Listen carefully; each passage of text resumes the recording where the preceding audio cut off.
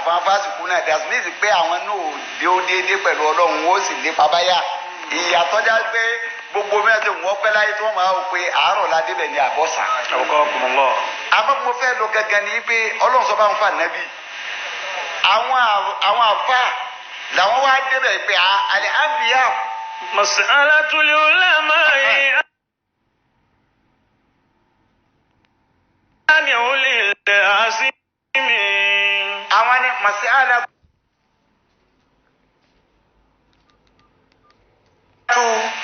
al-ulama yani ulil azmi. ọ̀rọ̀ àwọn àfáànù àdúrà ń pè ìbéèrè àwọn àfáànù àti àwọn ẹ̀ta làwọn ulul azmi kan sẹ́. qala ba'duhum al-abi aw jami'a ulul azmi. àwọn kan wá dónú wọn ní gbogbo àwọn ànábì ọlọ́run ní ulul azmi kì í sapá kan. ìjẹ́ yìí tẹ́ wá wíwẹ̀ nípa ànábì ọlọ́run ní ulul azmi kí ni dẹ̀lú ìlú ti yín. wadalilu ala dalika. àwọn wá ní dẹ̀lú ìlú tàwọn ni pé. walaqad ahidna ila adama min qablu fanasiya walam najid lahu azma. wọ́n ní tí ọba jáde bí gbogbo ànábì ọlọ́run ní ulul azmi ni ọlọ́run ó fi ṣe asimu ròyìn ádámà. Ipe ńgbà tọ́tọ́ fádámà ikú wà lákàtà. walaqad ahidna ila adama min qablu fanasiya. àti mú mànà wá bá síwájú fanasiya ó ti gbàgbé. walam najid lahu azma. lámúnà jíndínlá òun ní àsìmà. wọ́n ní àsìmà ti bẹ̀ òun kìí ṣe pé ádámà kò kíyà láti ṣẹ lọ́hùn. wọ́n ní kí àwọn àsìmà ti bẹ̀ òun kìí ṣẹ lẹ́sẹ̀. ẹ̀dá kan tó ní asimu ni láti má rọlù ntọ́lọ́wọ̀ ọ̀fẹ́. tàwílù tí wọ́n mú wá nù. tèmú afẹ́ ló ń bẹ̀ ni pé àwọn wá mú asimu àti ẹ̀ ń wá pé irú asimu tọ́lọ́hún ń wí òun ni.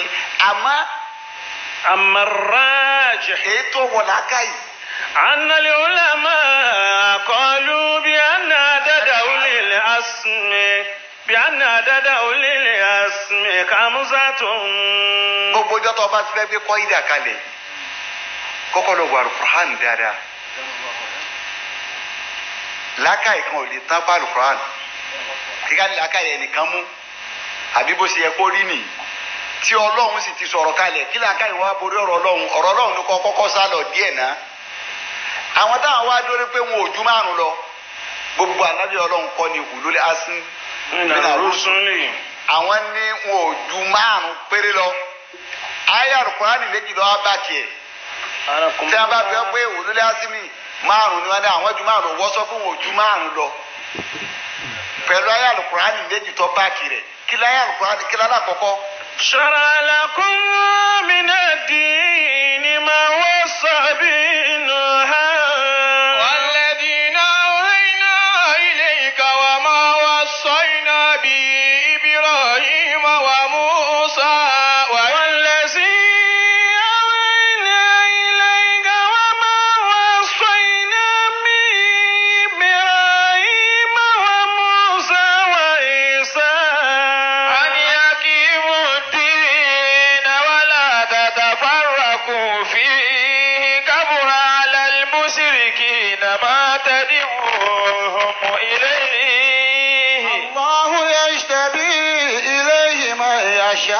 هو يهدي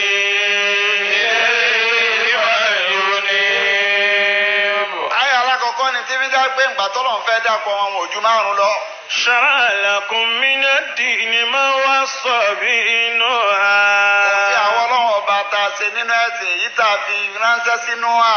wallazi awhayna ilayka. káàtì bẹ̀yẹn dọ̀míru ànábì ni àtẹ̀yí tá a fi ránṣẹ́ sí rí ànábì ó di méjì. wa ma wassayna bihi Ibrahim. èyí tá a fi ránṣẹ́ ànábì Ibrahima ó di mẹ́ta. wa Musa. èyí tá a fi ránṣẹ́ sí ànábì Musa ó di mẹ́rin. wa Isa. èyí tá a fi ránṣẹ́ sí ànábì Isa ó di márùn-ún. an aqimu ad-dina wa la tatafarraqu fihi. ana akimu dina wala tatafarraqu. تتفرقوا فيه ẹ̀yin márààrún yìí mo gbé tó ẹ̀sìn lé yín lọ́wọ́ pé kẹ́ ẹ̀ nàró ẹ̀sìn mi ẹ̀ gbọ́dọ̀ yàpọ̀ ẹnu ń bẹ́ẹ̀. كبر على المشركين ما تدعوهم إليه àwọn àlùmùsùlùkì olùṣẹbọ tí wọ́n ń pèpè lọ bí tí wọ́n ń pèpè lọ sí díẹ̀ ìyàtọ̀ sọ́lọ́run. الله يجتبي إليه من يشاء yajtabi إليه من يشاء gàdú gbọ́dọ̀ ọba yajtabi ilayhi man yasha ẹni tó bá wù ní ó dásà lẹ́sà ní ó fà mara rẹ̀. ويهدي إليه من ينيب gàdú pé ìta fẹ́ lò ní pé kọ̀dá kọ́kọ́ jẹ́ àwọn márùn-ún yìí ní suratu Shura tó bá wá tún lọ sí suratul Ahzab ẹlẹ́kejì nìyẹn. وإذ أخذنا من النبيين ميثاقهم ومنك ومن نوح وإبراهيم وموسى وعيسى بن مريم وأخذنا منهم ميثاقا غليظا وإذ أخذنا من النبيين ميثاقهم ومنك ومن نوح ọlọ́ni àásínà àwọn ọlọ́run ọba àgbà lọ́dọ̀ àwọn ẹ̀jọ̀ النبيين ميثاقهم mísàkọ̀ yẹn gẹ́gẹ́ ní success. àgbà tí ń jẹ́ àdéhùn lọ́dọ̀ wọn ومنك wà mínkà mínkà yẹn lọ́nù ìléka dọ̀míru yẹn lólùfà nẹ́bì tó fi jẹ́ number 1 ومن نوح wà mínkà anabi ní tó tó rí fáàsì yẹn. ومن نوح ọlọ́ọ̀ni nínú anabi Nuhu ló sì kejì. وإبراهيم Ibrahim ló sì kẹta. وموسى Mọ́sá ló sì kẹrin. وعيسى بن مريم Isa ọmọ Mariama ló sì karùn-ún. وأخذنا منهم ميثاقا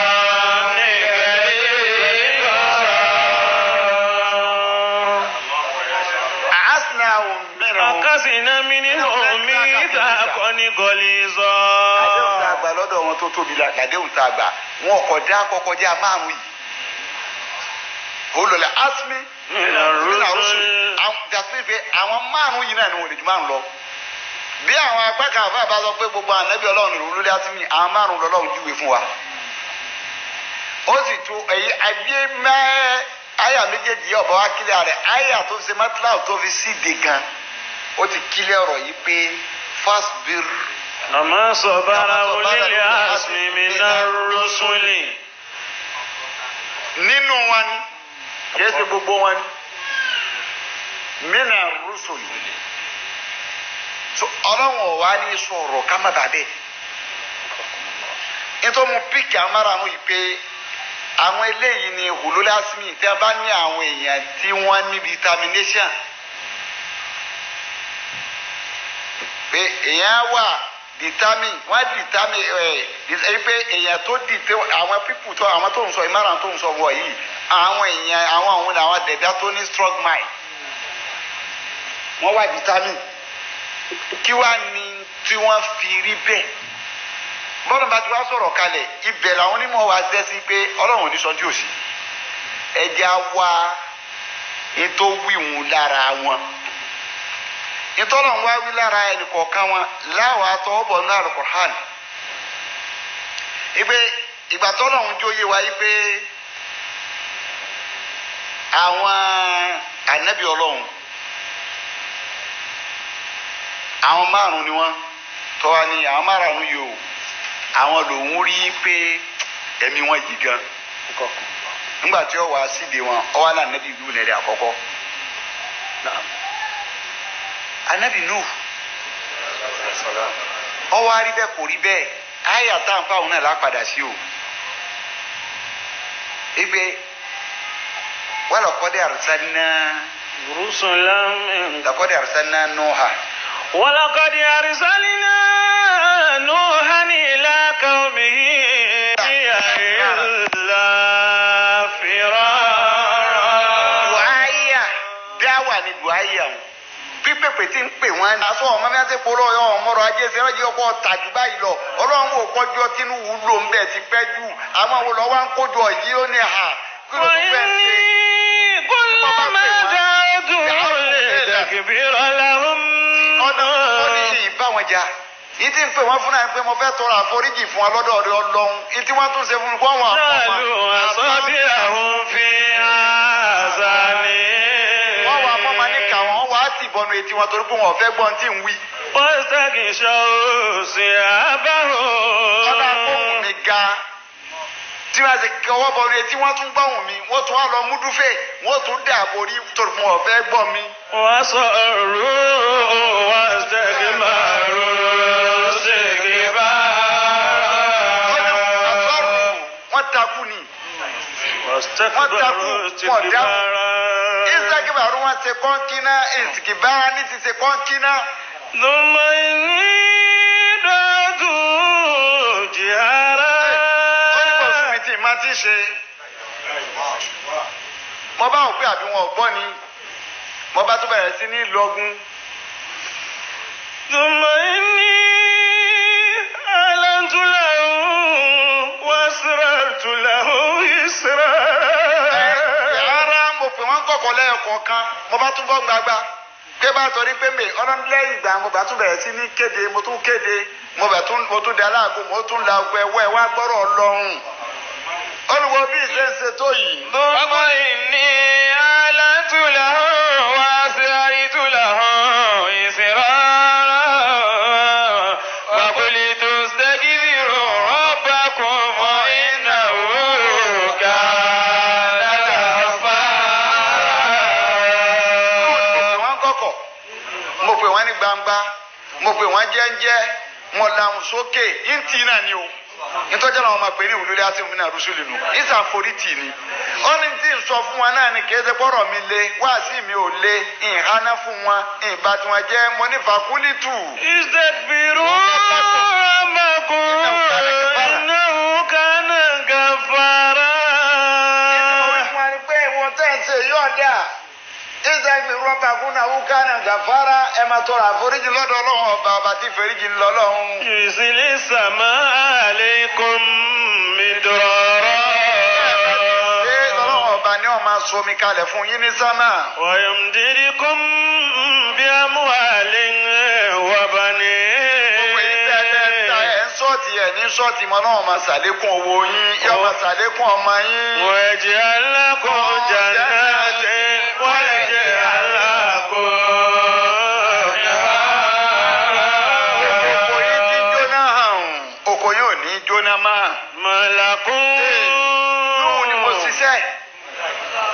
Núhù ni mo ṣiṣẹ́ mọ̀ dààmú. ما لكم má làkún kí ló wá dé kí ló wá dé. لا ترجون لله وقارا وقد خلقكم kí ló dé tẹ́ farabalẹ̀ olùfọlọ́hún kí ló dé tẹ́ farabalẹ̀ ibò ń lọ dá yín ní pele ọlọ́run lọ dá yín kí ló dé tẹ́ farabalẹ̀ fún. ألم تروا كيف خلق الله سبع سماوات طباقا وجعل القمر فيهن نورا وجعل الشمس سراجا. nígbà tó rí bẹ́ẹ̀ kò torí ẹ̀ bá wọn jà yín wọn á tún sọ dáadáa ọlọ́run fún ọ pé abẹ́ rí dáadáa yìí dáa ni abẹ́ni tí ń polówó ẹ̀ fún yíyẹ rí lọ́ba bú ni ẹ wo dáadáa rẹ òun lọ dá sánmà ló gbé sánmà ألم تروا كيف خلق الله سبع سماوات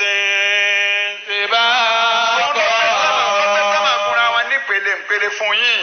وجعل القمر فيهن نورا. ló fi òṣùpá síbẹ̀ fún yín pé kó máa jẹ́ mọ́lẹ̀ fún yín kẹ́ máa fi rí iná lálẹ́. وجعل الشمس سراجا. ọwọ́ mọ́ọ̀rùn ó fi ṣe àtùpà fún yín kẹ́ máa fi rí iná tọ̀sán. والله أنبتكم من الأرض نباتا. ọba tí ń sọ̀rọ̀ fún yín náà ní múrúgbìn jáde fún yín nínú ilẹ̀. ثم يعيدكم فيها ويخرجكم إخراجا. òun náà ni ó mú yín jáde. jáde irúgbìn yìí tẹ́ ẹ dá padà sínú ilé ọ̀ lágbára kọ́ jáde kó wù ọlọ́run bá náà ní mú jáde fún yín. Wallahu ja'ala lakumul arda bisata. ọlọ́run bá ní ọ̀jẹ́ kílẹ̀ yẹn ọ̀gá ìra wọn lọ lọ́tẹ́lẹ̀ fún yín. Litazluku minha subula fijaja. ó ní litazlukum minha subula ọba yín fún rẹ̀ ló gírèdì rẹ̀ fún yín kẹ́ ẹ bá lè rọ́nà kẹ́ ẹ rọ́nà ọlọ́run sì gírèdì rẹ̀ fún yín. Al-Islamu wan-najahu. Al-Islamu wan-najahu. nítorí kò wá sí bí wọ́n ṣe ṣe tóní náà tọ́jà kọ́nà wọ́n sọ pé ulul azmi ni mina rusuli Nuhu làkọ́kọ́ wọn ó ti wá dé stéèjì kó su kó padà àmọ́ tí ò lè jẹ́ wọn padà tí wọ́n fi rí àṣeyọrí tẹ̀bùlígù ni wọ́n mú ọ̀rọ̀ débi tí wọ́n lọ lọ́jọ́ kínú wọ́n máa sọ ní Suratul A'raf. Anakumullah ubaligukum risalati rabbi. ó ní bẹ́ẹ̀ ṣe ṣe tó bẹ́ẹ̀ ṣe lò kẹ́ ẹ ṣe tó tẹ̀ rò pẹ́ fi sú mi. Ubaligukum risalati rabbi. bẹ́ẹ̀ ṣe lò pẹ́ fi sú mi gbogbo wa tẹ́ ń wí lẹ́nu pé kí n padà. ó ní lẹ́tọ̀ ọlọ́run mi iṣẹ́ tọ́lọ́run ọba mi rán mi hùn ó ní mú débi tí ń lọ yìí di pé mo mú délẹ̀ lérí. Wansau lakum. ó ní èrì orí mbẹ́ àyà 62 sí 59 ní Suratul A'raf. Ubaligukum risalati rabbi wansau lakum wa'lamu minallahi ma la ta'lamun. Awajibtum an ja'akum dhikrun min rabbikum ala rajulin minkum liyunzirakum walitattaqu wa la'allakum turhamun. Fakazzabuhu fa'anjaynahu walladhina ma'ahu fil fulki wa aghraqna alladhina kazzabu biayatina innahum kanu qawman 'amin. ètò ọ̀gá ló ń bẹ̀ ni pé Walaqad arsalna Nuhan ila qawmihi ọlọ́run ni ara nù ara táwọn àjọ rẹ̀. faqala ya qawmi ibudullaha ma lakum min ilahin ghayruhu. lóun wá sọ fún wa iṣẹ́ tó ti jẹ́ sáájú náà nù ẹ̀sìn ọlọ́run ọba tí ò sí ọ̀sọ́ba mi ìtọ́yàtọ̀ sí i. Inni akhafu alaykum asaba yawmin azim. èmi páyà fún yín ìyà ọjọ́ ni ọjọ́ tó tóbi ẹlẹ́tẹ̀ èrò wọn páyà ọjọ́ náà fún yín. Qala al-mala'u min qawmihi. àwọn tó wá jẹ́ àwọn ẹni ọlánù ìjọ ànábì Nuhu. Inna lanaraka fi dalalin mubin. nínú àwọn ìṣòro tó pàdé lọ́nà nù àríwọ̀ yìí kọjá ẹni rí ẹ̀ ti dàrú ọ̀wọ̀ inú àánú gidi kó o sọ pé nǹkan tó dáa ju ń tà sí yìí lọ kì bá má dáa yóò yẹ wá báyìí sọ yẹ wọ bó o ti ń pariwo ní. Lanaraka fi dalalin mubin. a rí ọ̀nà àánú tó tóbi ọ̀nà àánú tó tóbi ló ń pè wá sí. Qala ya qawm. kò sí torí ẹ̀ rẹ̀ kò bínú ó ní mo pẹ̀ yín ìjọ mi. Laysa bi dalalatun. lóòrùn lé èmi ò nù. walakinni rasulun min rabbil alamin. òjíṣẹ́ ni mo jẹ́ látọ̀dọ̀ ọlọ́run ọba tó sì fojú hàn. Uballighukum risalati rabbi wa ansau lakum. ó lè fi sú mi. Uballighukum risalati rabbi. ó ní ẹ̀ lè fi sú mi iṣẹ́ tó lọ́ọ́ rán mi nìyí rí i pé mo mú débi tí ń lọ. wa ansau lakum. wá sí ti ṣe fún yín. wa'lamu minallahi ma la ta'lamun. àlẹ́mú nínú láì máa la tàlámù. nǹkan tẹ́ ẹ̀ máa ń pọ̀ lọ́hùn èmi mà. that means pé wàhálà yẹn lọ wá sí fún 950 years tó fi wá rí bọ́ọ̀lù ní Nuhu ó tó. فعكسهم الطوفان وهم ظالمون. wá di pé ọwọ́ á lọ kan ọkọ̀ lọ́nà tó mọ́ wá kún wọn bẹ́ẹ̀ méjì. níjọ́ tí ó wà kún wọn náà. من كل الزوجين اثنين. Ọlọ́run ni máa mú wa níjọ́ tí ó kó bẹ́ẹ̀ náà kí lórí kó. لا إله إلا الله.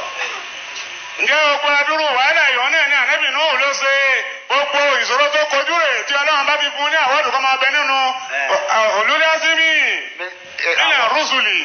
nínú rúṣùlì ìpè àwọn tó kojú ẹ̀ ń bí ọmọ tá a ránṣẹ́ agbọ́jà fún ó ṣe wàhálà ó ṣe fìtínà mọ́mí ti ta o bá mi ẹ̀ka ọjẹ́ ajé ìwà ọ̀pọ̀ àforítì lójú sí ẹ̀wọ̀n ọ̀rá láàárọ̀ àwọn tọ́lọ́sàn wà ó tún dódò sàn.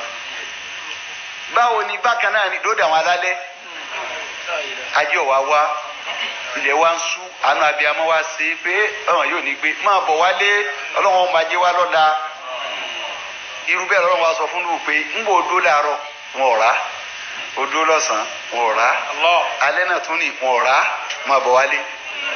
وأوحي إلى نوح أنه لن يؤمن من قومك إلا من قد آمن فلا تبتهل بما كانوا يفعلون وأصنع الفلك بأعيننا ووحينا ولا تكاتبني في الذين ظلموا إنهم مغرقون ولا تكاتبني في الذين ظلموا إنهم مغرقون.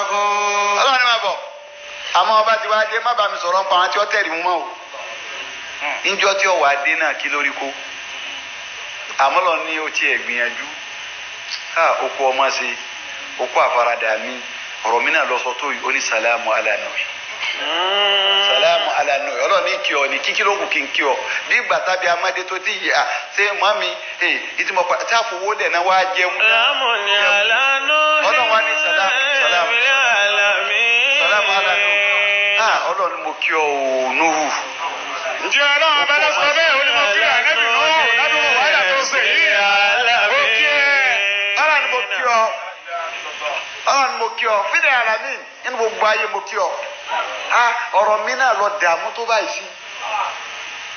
àwọn afáàní bínú bá ṣe pẹ́ bí ìgbà tó fẹ́ kú àná Ọlọ́run fún mi lẹ́mìí sí Ọlọ́run nítorí ọ̀rọ̀ jẹ́ ìdàgbà jẹ́ ń ṣe díẹ̀ sí bóyá wọ́n tún gbà yóò sì tún bó lẹ́mìí kún tó bá tún lò yíwùn tán ó ti tó nẹ̀ tún fún mi lẹ́mìí díẹ̀ sí lẹ́mìí bá tún gùn. iṣẹ́ yẹn ló ṣe wàhálà ń ló ṣe lọ́ fi ìwọ́dì tàmí. كذلك نجزي المحسنين إنه من عبادنا المؤمنين. Ọlọ́run nínú wa nábì kéésàn tó ní kíyèsí ọlọ́run bẹ́ẹ̀ mi ṣe ṣe bẹ́ẹ̀ mi ta Ọlọ́run ní Naomi ibadina al-mu'minina كذلك نجزي المحسنين bẹ́ẹ̀ mi ṣe ṣe fáwọn tó bá ṣe dáadáa pẹ̀lú mi nìyà. إنه من عبادنا Ọlọ́run nínú àwọn ẹni mi àwọn múmìnì lọ́wọ́ aláforítì ni. ǹjẹ́ Ọlọ́run bá lọ sọ bẹ́ẹ̀ ó ní ànábì Nuhu nínú àwọn ẹni tèmi Ọlọ́run bá lọ́wọ́ aláforítì ni. ẹgbẹ́ olólè asimi nínú àrùsùn. الرسل pé tí a bá ní ẹni àkọ́kọ́ wọn Ọlọ́run ta ni ìbátẹ̀ wá lọ́jẹ́ ní àkọ́kọ́ Nuhu náà lẹ́ni àkọ́kọ́. الإسلام والنجاح الإسلام والنجاح. pé solúsàn tí ìdá ń pè ní ìṣòro pọ́blẹ́mù bá dé bọ̀ lórí pọ̀ ń wá àṣeyọrí àti challenges solúsàn rẹ̀ ni kò determine kọ́ má bàa ní failure. Nuhu determine ó dẹ̀ stand màá jí sí Ọlọ́run yìí ìwọ̀n akọ̀dún ó fi wá kà pé 950 years kò sì rẹ́ àfìgbà tọ́lọ̀ ní máa bọ̀.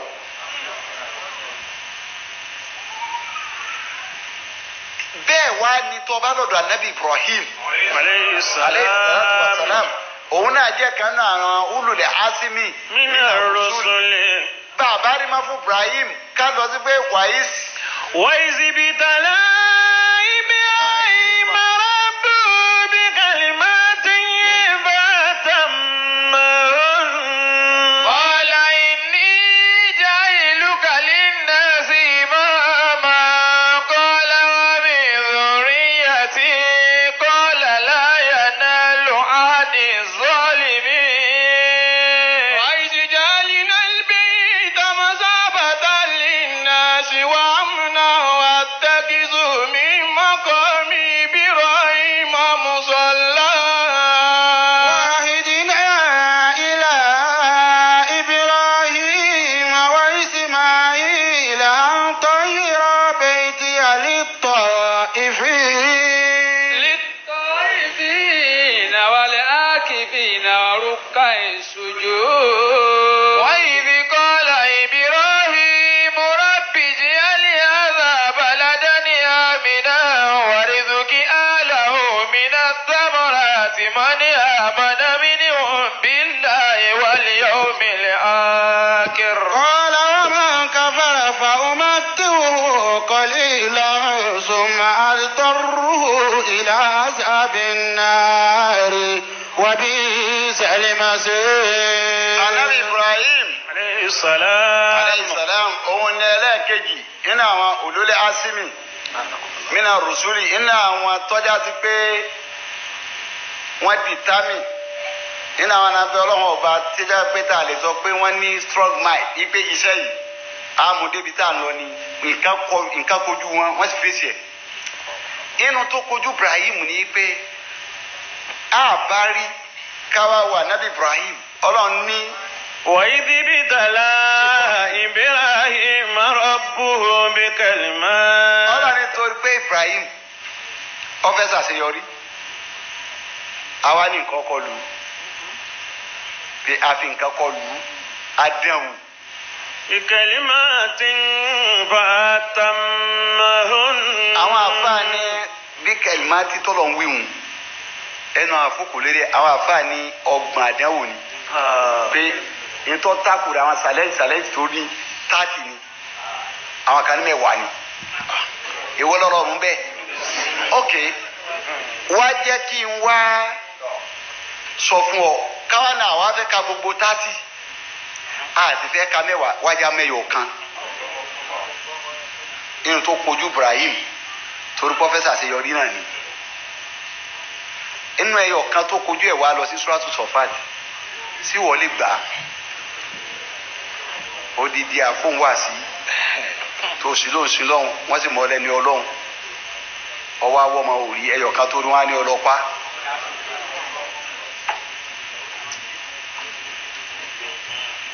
Ismail bámi lọ sí Suratu Sofat kọ́.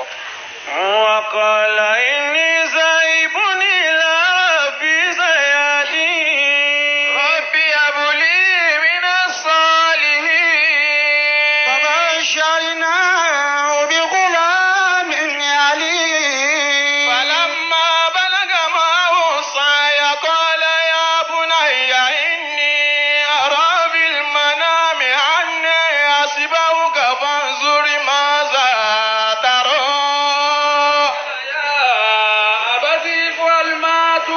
ستجدني إن شاء الله من الصابرين فلما أسلما وتله للجبين وناديناه أن يا إبراهيم قد صدقت الرؤيا إنا كذلك نجزي المحسنين إن هذا لهو البلاء المبين وفديناه بسبع عظيم وتركنا عليه في الآخرين سلام على إبراهيم كذلك نجزي المحسنين إنه من عبادنا المؤمنين. nígbà tí ó ń ka àdánwò yẹn pé látòfìrí rẹ̀ gbókè ó lè lọ kò sì complain nítorí ara yà pé kọ́ kọ̀mpléènì ní alukurani àyà pé kọ́ kọ̀mpléènì pé wà má yẹ gábọ̀ amílẹ́tì Ibrahima. إلا من سفي نفسه ولقد اصطفيناه بالدنيا وإنه في الآخرة لمن الصالحين إذ قال له ربه أسلم قال أسلمت لرب العالمين. àyà kọ́ kọ̀mpléènì nù. ibe máa yẹ gábà amílẹ́tì Ibrahima ilé masafi anasa o kẹ́ni kó lóun tún fẹ́ mú nǹkan mi wá yàtọ̀ fún ti Ibrahima mú wa. إلا من سفي نفسه ọlọ́run náà fẹ́ tó bá ti gọ̀ sí rẹ̀. ولقد اصطفيناه بالدنيا Ibrahima ìsàfẹ́nà òfin dúníà mọ̀sálẹ́sà láyé. وإنه في الآخرة لمن الصالحين. ọlọ́run ní tó bá tún di lọ́wọ́ àlìkíyàmà náà ẹni ẹ̀sán náà ní Ibrahima ó bọ̀ sí. إذ قال له ربه أسلم. nígbà tọ́lọ́run ọba rẹ̀ ń bá sọ̀rọ̀ wípé Ibrahim aslim jùpájú sẹ́lẹ̀ fún mi gbàfà. قال أسلمت لرب العالمين. ọ̀sẹ̀sẹ̀ máa bí ọlọ́run léèrè pé torí kíni. ó ní aslamtu. رب العالمين. tọ́ba sí wọ́n ló wí. ní Rabbil alamin. ó ní mo ti jùpájú sẹ́lẹ̀ dàbí pé kò kọ̀mpléènì gbogbo àdánwò yìí ó fèsì ẹ̀ látọ̀dọ̀ ọlọ́run kò torí ẹ̀ wí nǹkan míì sọ ọlọ́run la pé sọ wà sá. síjọ bí ẹni pé wọ́n ọlọ́run yìí wá Ibrahim ò wí gbogbo bí ṣe mu wá ń gbà náà ni torí pé kí ni wá ń lọ bí àṣeyọrí bí ẹ gbogbo bá mi ò yẹn ṣe wá ń ti sẹ́gbẹ́ kan ni ó di táàmì lérí ti ń fẹ́ àṣeyọrí òun pé ń débi tí ń lọ ìwọ kọ́ wàá dá ìfáàtì ni tó ní jẹ́ ṣàṣeyọrí ń pè sẹ́gbẹ́ kan ẹnì kan ọ̀dẹ́ abẹ́síwájú rẹ̀ rí òun náà lẹ́ni àkọ́kọ́ tí wọ́n lọ́dà gbé lórí pákó kó gé tó fi mọ̀ yí pé ní àwọn àdánwò tó rí láyé lágbàlagbára bẹ́ẹ̀ lọ́mọ wá sí bàbá ka gbogbo rẹ̀ ẹni tí wọ́n wá ní kó mọ ọmọ tó bí ọrí ọjà alálà ó sì gba mẹ́sẹ̀gì bẹ́ẹ̀ pé ọmọ yìí òun dù tóun pa. Bíábúlí mina salihin. ọ tọrọ ẹ ní o kò tọrọ ẹ lọ́wọ́ èṣù o ọwọ́ Ọlọ́run ló tọrọ ẹ o pé fi mí sínú àwọn ẹni rẹ. Bíábúlí mina salihin fabashsharna bi ghulamin alim. Habli ọ tọrọ nínà. Mina salihin. nínà sọ́ọ̀lì yìí náà nínú àwọn ẹni rẹ ni kò fún mi kódà kò tún béèrè ọmọ tábà yìí pé nítorí kìí sọ ọmọ rẹ ni wọ́n fi ní ọ̀pá. nínà sọ́ọ̀lì yìí pé ọmọ tí ń bí ọ o olú ọmọ ní ń béèrè lọ́wọ́ rẹ o ọmọ gidi ní ń béèrè lọ́wọ́ rẹ o ọmọ tí ó gbẹ̀ ìtẹ́ǹsẹ̀ ni ó dìdí ìyẹn rí ẹ̀fọ́ lọ́hùn pé nínà sọ́ọ̀lì yìí náà ọ yàtọ̀ fọ́mọ tí Ọlọ́run ní kí dírò pa. wọ́n rí wíṣẹ́lẹ̀ yìí hùn lẹ́sẹ̀. فأما الغلام فكان أبواه مؤمنين فخشينا أن يرهقهما طغيانا وكفرا. Ismail ṣe bẹ́ẹ̀ kìí sọ ọmọ tí ó kóyà àti bàbá tí ó kóyà àti bàbá ṣẹ lọ́hùn ọmọ rẹ ni bó ti wájú ọmọ tá a wá tọrọ tọjú ọmọ rẹ lọ́dọ̀ ẹni rí. ولما بلغ معه السعي tó sì fún wa tá a sì rápẹrẹ pọ ọmọ rẹ ni.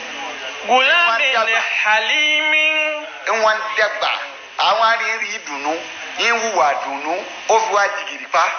قال يا بني إني أرى في المنام أني أسمعك. ọmọ mi wọn máa rí i pé mo dú ọ inni asbauka mo rí i pé mo pa ọ. فانظر ماذا ترى. fáṣọ máa ṣàtọrọ sọmọ yìí pé fàǹsùrù máa ṣàtàrà òun ìbéèrè ó làákà yìí kí ló rí sí fàǹsùrù máa ṣàtàrà kí ló rí sọ̀rọ̀ yìí Ismaila. قال يا أبت افعل ما تؤمر ستجدني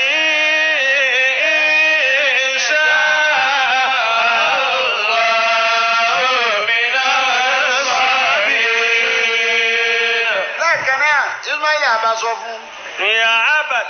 Ntọ́jọ́ tọ́lọ́ wọn ọmọ rẹ nù bí ọ̀sọ́ ọmọ rẹ wọn bá fún ni yóò yíwọ́. Tọ́rọ ọmọ rẹ ní ọ̀gbọ́ ti bàbá àtìyá. Ọmọ rẹ làánú bàbá òsè.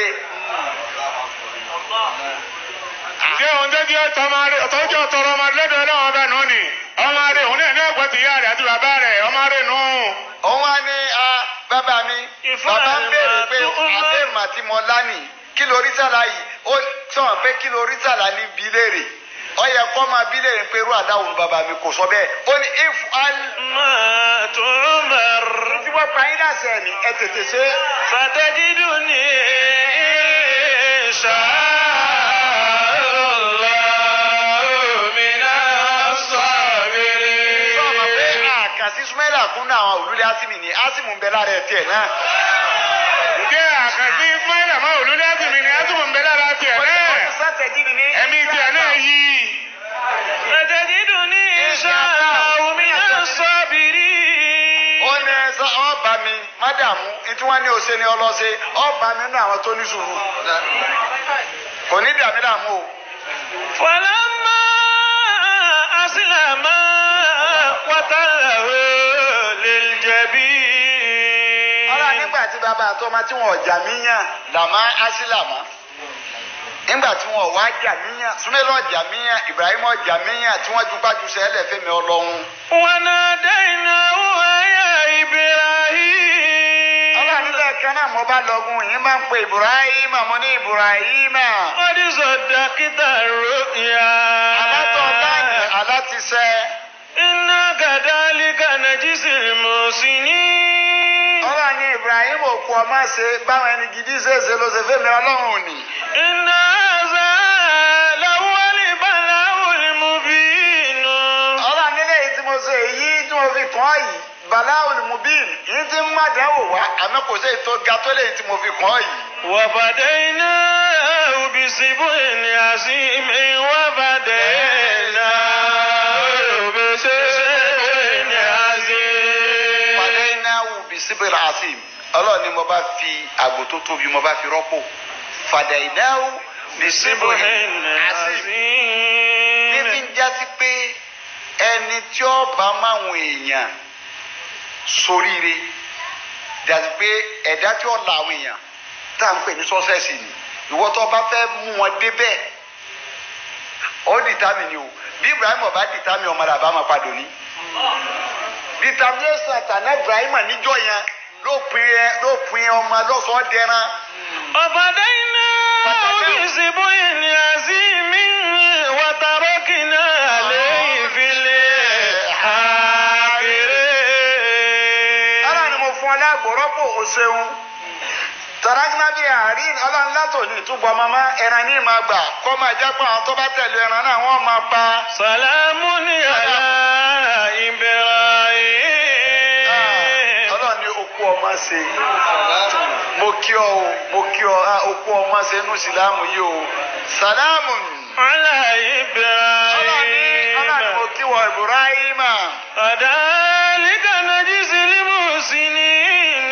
Ọlọ́run ní báwọn ẹni rẹ́sẹ̀ ṣe ìwọ Ibrahim ṣe fẹ́mi Ọlọ́run. Innahu min ibadina al-mu'minin. Ọlọ́run ní Ibrahim àwọn mi ní ìbádìínà al-mu'minin. Ọlọ́run nínú àwọn ẹrú wa tó jẹ́ múmìnì lọ́wọ́ dàrí pé Ibrahim ẹ̀dá kan tó jẹ́ kó strong ni máìdì ó strong gan ìbádìínà al-mu'minin yí pé olólè asim pé inú tí wọ́n fẹ́ ká ṣe yí pé tí ìṣòro bá dé àbí challenge bá dé stand kọ́ dẹ̀ determine wọ́n stand fún wọ́n dẹ̀ determine lọ́jọ́ wọ́n ṣàṣeyọrí ni wọ́n fi di ẹni tọ́lọ́run kì bá má kí wọn o yóò rọ́bì sí wọn ni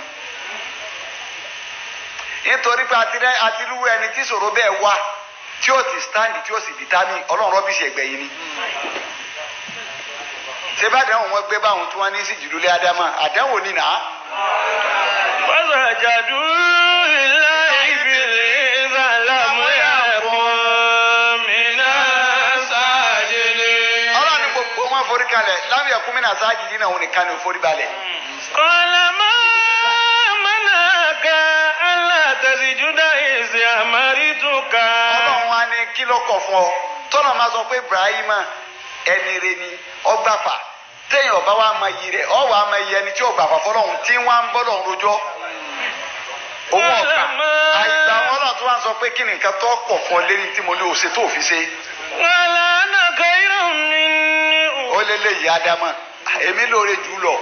خلقتني من نار وخلقته